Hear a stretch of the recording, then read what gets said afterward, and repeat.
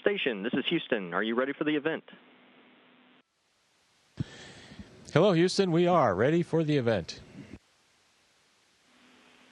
Department of Health and Human Services, this is Mission Control, Houston. Please call station for a voice check.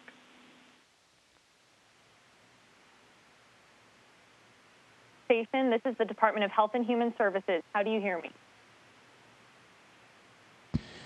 Hello, Department of Health and Human Services. Welcome aboard the International Space Station. We hear you loud and clear.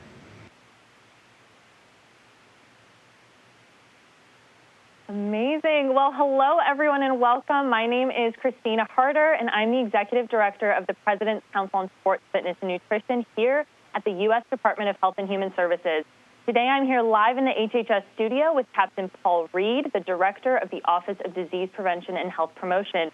Together, we will be interviewing two amazing NASA astronauts, International Space Station Commander Chris Cassidy and International Space Station Flight Engineer Dr. Kate Rubins, who are currently looking down at us here on Earth from the International Space Station.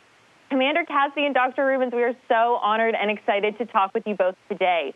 We know the two of you are veteran space travelers, so can you tell us how many times have you been to space and what are your roles for this current mission? Well, great to connect with you, Christina, and thanks for taking your time to chat with us. This is my third mission. I flew once on a space shuttle in 2009, Soyuz mission 7 years ago, and then this is my second Soyuz mission and my third flight total. And for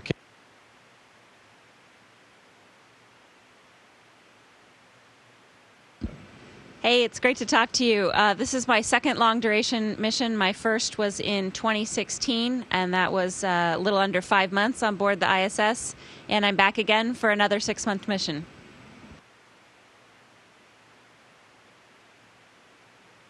Wow, that is amazing. Well, we're so excited to talk to you guys. We have several questions from our team here at HHS. In addition to Boys and Girls Club of America youth ages 12 to 18 across the country, I'm going to kick things over to Captain Reed to go with our first question.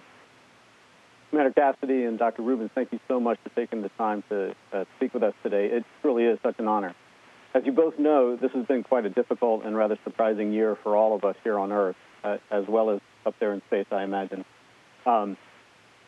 And with the challenges of COVID-19, we have found that our mission at HHS and the President's Council to enhance the health and well-being of all Americans and to promote physical fitness and nutrition for all Americans has perhaps never been more important than it is now. We know that physical fitness, good nutrition, and attention to your mental health are critical to the success of the space mission as well. So we're excited to hear thoughts on these topics. And if you don't mind, I'm going to go ahead and start with one question. Commander Cassidy, what are the typical health preparations that every astronaut has to take while preparing to go into space? Well, interestingly enough, we all go into a quarantine period roughly 2 weeks before. And ironically, I knew I was going to be in quarantine in March of 2020, like a year and a half before that date. I just didn't know that the whole world would be joining me in quarantine. And so leading up to that and entering quarantine right around that time, it didn't really affect my life. I think for Kate's training and preparation, I'll let her talk on that. It was a little bit different than normal, but we enter a strict quarantine protocol, like I said, 2 weeks, and for the launch, leading up to launch, we really don't want to bring any diseases up here, and we do a pretty good job of it. So our system is pretty robust.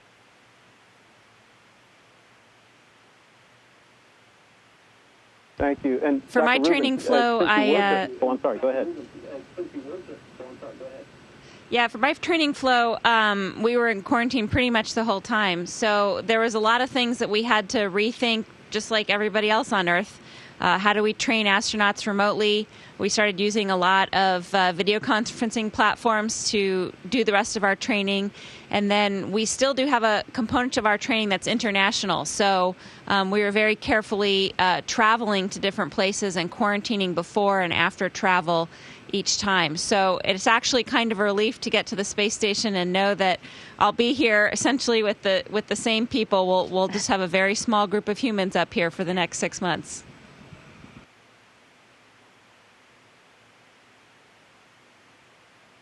Well, as I mentioned earlier, we've got a couple questions from kids from the Boys and Girls Club of America. And the first question comes from someone named Zion in Kansas, who wants to know, when you are planning and training for space travel, what advice did you receive about dealing with loneliness while in space?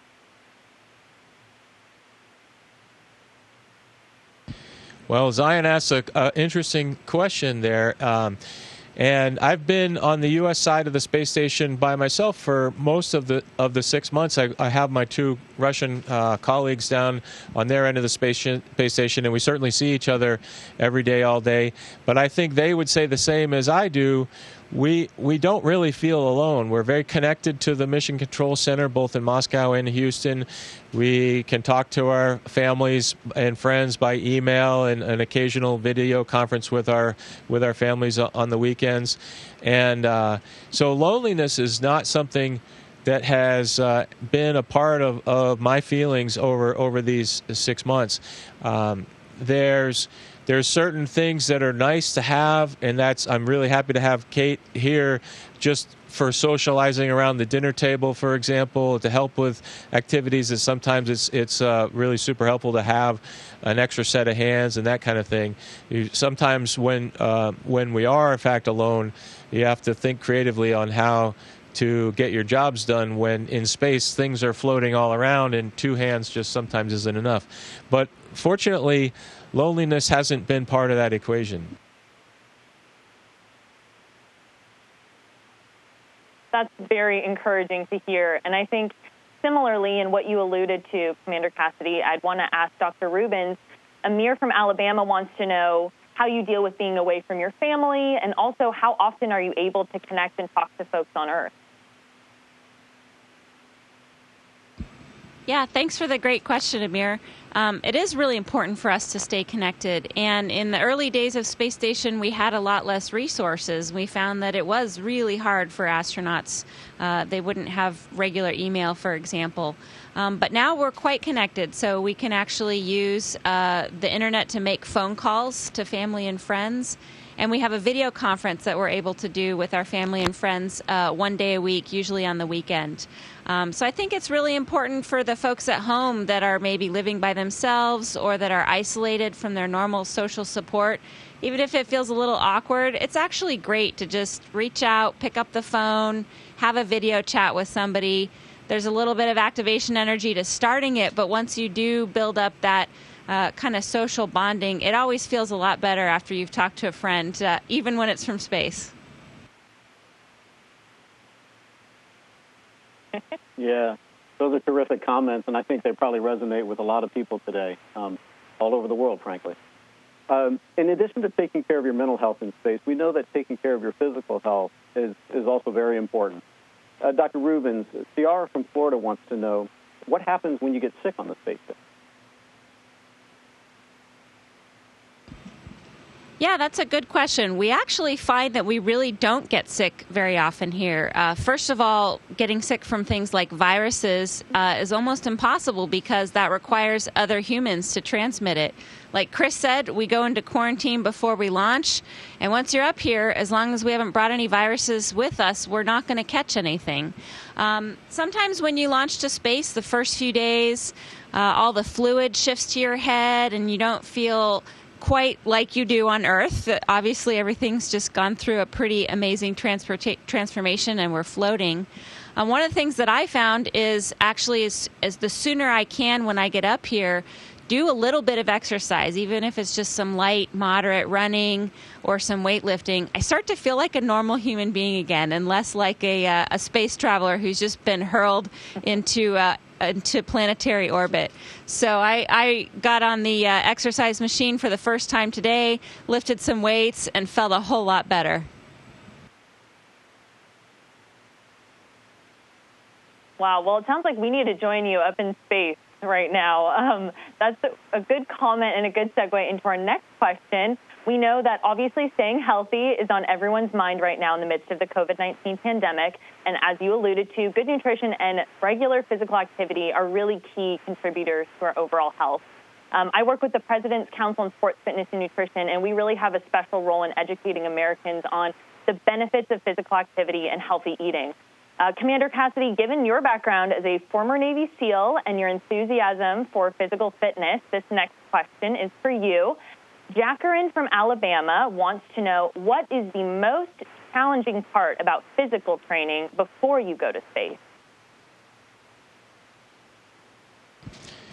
Before we go to space, well, it's kind of to balance your life before getting to space gets very busy. I associate it with, like if you've ever been to a science museum and you see these experiments where a marble rolls around the funnel and then all of a sudden close to the end it starts really going fast as it gets to the bottom of the funnel. That's what life seems like as you approach launch date. You have all this time and then you just have less and less time. So I find that work life and physical fitness balance is a thing that we all have to strive for, and as astronauts it's no different than probably all the many viewers out there, and really prioritizing taking care of yourself, sleeping well, putting the right chow in your mouth, and getting some time on our exercise machines. Fortunately for us, we have a gym with strength coaches, and when we get assigned to a mission, we get assigned a strength coach, and that person kind of guides us through the preparation phase and then stays with us through the in-flight portion. So I have to give a shout out to Stacy, my strength and conditioning coach, and thank her for all her work and keeping me fit and strong while I'm in here and prior to.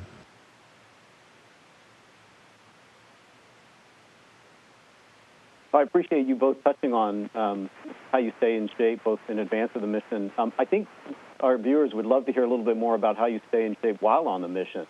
Obviously, you're in a very different environment where it might be very challenging to do this sort of athletics that you might otherwise do when you're on Earth. Yeah, it seems like it would be really difficult because we're floating and most of our physical work on the ground is going against gravity. But NASA's actually been working on this problem for decades, and they have some really innovative solutions. So we have a lot of the things that you would see on Earth, and we figured out how to make them work up here. For example, we have a treadmill, and we use bungees. We use a harness and strap it down. It's kind of like wearing a backpack if you ever go backpacking. And we can actually use that force to pull us down onto the treadmill and go for what seems like a pretty normal run. We also have a bicycle up here. It's kind of like a spin bike. It just has no seat because you don't need to sit anywhere. But we can get a really good cardio workout on that. And then lastly, we both talked about the strength work that we do up here. So we can't lift weights because even a 600-pound bag, you can balance that on your finger. But we can work against vacuum. And so we have a device that looks like a regular Olympic lifting bar attached to a big platform. And we work against vacuum. We can dial that all the way up to more than 300 pounds if we want to lift or deadlift that much or squat that much. I haven't quite gotten there. I bet you Chris is probably pretty close at this point.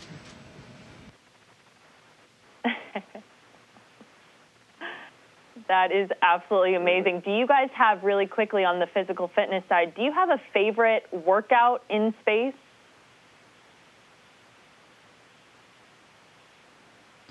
Well, there's, like she said, there's 3 machines, so it's not a ton of variety, but they do change up the program each day, and we're always lifting our legs because the primary thing is to keep our bones nice and dense and strong. And we've learned over the 20 years up here flying people on the space station that putting load on your bones, particularly your spine and your lower back and your bottom and your thighs, really goes a long way to mitigating the bone density loss. And I think over the years we almost have mitigated that problem with the program that we have.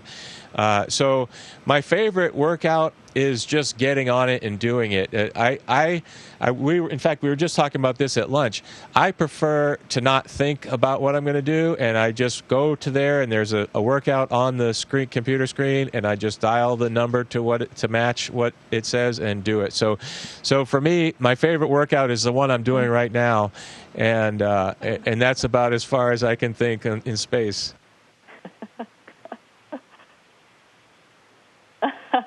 I love it. I love that. Well, let's shift really quickly to nutrition because we had a lot of kids ask questions about food in space. And we know that obviously nutrition helps both during and before you go to space. It helps counteract some of the negative effects of space travel on your body, and it also helps you to maintain your overall health during the mission. So Commander Cassidy, Dr. Kate Rubins, will you tell us about what a typical meal in space looks like and whether the food is different from what you have here on Earth? Yeah, that's a great question. Most of our meals in space would probably resemble things that you guys recognize on the ground. We have a good mix of fruit and vegetables. We try to make that the base of everything. We have some meats and some grain side dishes here. And of course we have dessert. That's also pretty important. But we have everything in space is usually dehydrated. So we fill pouches with water to rehydrate it, and it actually doesn't taste that bad. Sometimes we have to have irradiated meat, so they're sterilized before they come up, and that really helps the long shelf life. But by the time you warm it up and mix everything up, it tastes pretty much like a home-cooked meal. The one thing we really miss up here is fresh fruits and vegetables. So the dehydrated meals and the irradiated meals don't have that crunch to it. So if you're ever talking to somebody who doesn't like vegetables too much, just try going a month in space with no fresh vegetables, and suddenly that'll be your favorite food in the whole world. Like, we'd like nothing more than a big salad with tomatoes on it right now.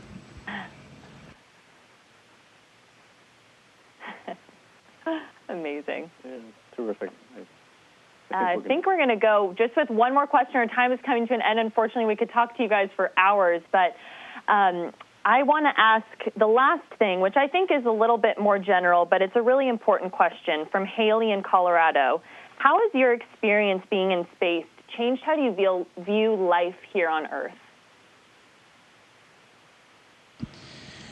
Well, Haley, I think that you'd probably get this similar answer from any astronaut you ask, and that it really puts it in perspective that we right now are a crew of 6 on board a spaceship, and you're looking down at Earth, and you realize it's a crew of 7 billion on a spaceship Earth in the vastness of space, and that's how it changed me, realizing that each and every one of us are teammates, and up here we talk about expeditionary behavior, which is taking care of yourself, taking care of your teammate, your crewmate, doing your job, chipping in, helping out, and just being all around a good friend and a good person.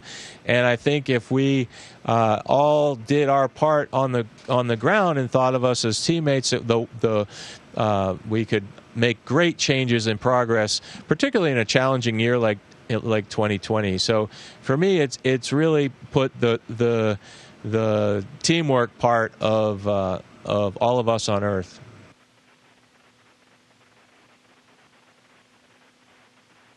That is amazing and so encouraging. I think that's a really amazing message to hear for us here on Earth, and wishing that we were up there with you all in space.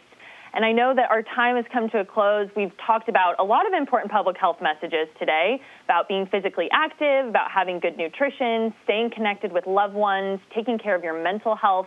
They're all important considerations, obviously, for us here on Earth, but also for you all in space. Commander Cassidy and Dr. Rubins, thank you both so much for taking the time to answer our questions and to share some fascinating insights about life on space. We learned so much from you guys. We really are very, very proud to have such amazing and innovative astronauts representing the United States, and we really do wish you a successful mission at the International Space Station and a very safe voyage on Earth. God bless you both. Thank you.